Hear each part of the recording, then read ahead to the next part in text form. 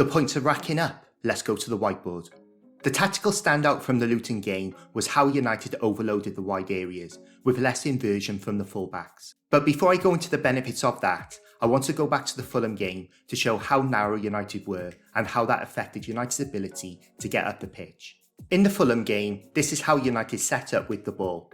A back three, a pivot, Dalot inverted either alongside the pivot or further forward, McTominay and Fernandes as the 2-8s, and then the front three. With 5, sometimes 6 players behind 2 lines of defence, United struggled to get the ball into Fulham's half due to a lack of progressive passing options. When the wide players dropped deep to provide the back 3 with a progressive passing option, Fulham's fullbacks just followed them, forcing the wide players to go backwards, and United eventually hit long balls. From this footage, we can see United's back 3 and pivot, and even with Onana out of his goal, United aren't really set up to play out from the back, forcing Onana to go long.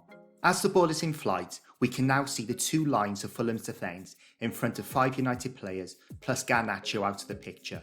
This clearly isn't a possession-based setup. I made a video in pre-season with the title Long Ball Team ?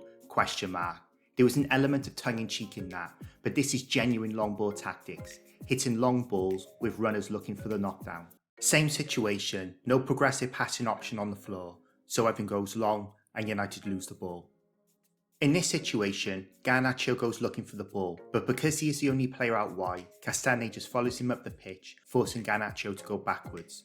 But what we saw against Luton was split centre-backs with the full-backs pushed up the pitch into a half-space position, creating the wide overload. This pinned Luton's full-backs, giving United an out ball, making it much easier for United to get up the pitch. United's centre-backs just filtered the ball into wide areas, and from these half-space positions, Reguilon and Dalot were making overlapping and underlapping runs to get into crossing positions. But what was also interesting on United's left, if Reguilon inverted, Fernandes stepped out of his usual central area into the left side position to ensure United always retained the overload on that side. With Rashford on the ball, we can see Dalot making this underlapping run from this half-space position to create the wide overload. Similar situation with Rashford on the ball and Dalot making the underlapping run, but this time the half space opens up for McTominay, but Rashford doesn't play either pass. But we could see from both examples United's intention to work the flanks to create overloads. This is a scenario when Reguilon came in field, Fernandes stepped out to maintain the wide overload. This was some nice rotation from United. In this situation, it's Fernandes and Reguilon in the wide areas, with Garnacho in the half space. This was a nice tactic to try and disrupt Luton's defensive structure. What was apparent from this game more than any other this season is that United have no intention of playing through the line centrally.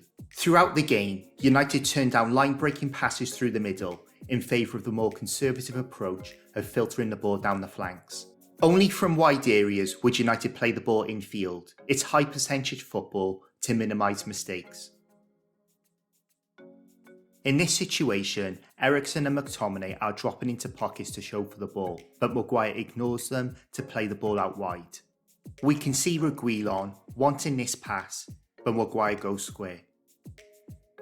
McTominay has dropped into this nice position on the outside of Barkley and wants this pass to exploit this space, but Lindelof goes long.